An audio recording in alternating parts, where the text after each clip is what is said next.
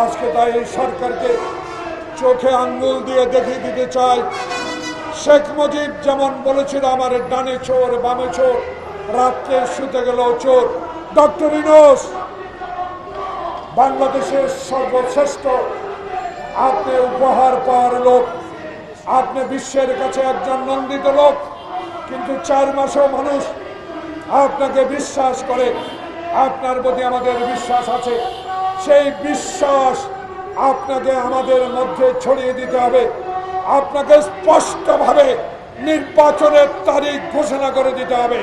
সেই নির্বাচনের পরে বাংলাদেশে যেই রাজনৈতিক দলে ক্ষমতা আসুক, আমরা আশা করব সেই দলে বাংলাদেশের বৃহত্তম সংস্কারগুলো শেষ করবে, সংস্কারও চলবে, কিন্তু শেখ হাসিনার প্রেতাত্মাদেরকে আইনের আওতায় আনতে হবে।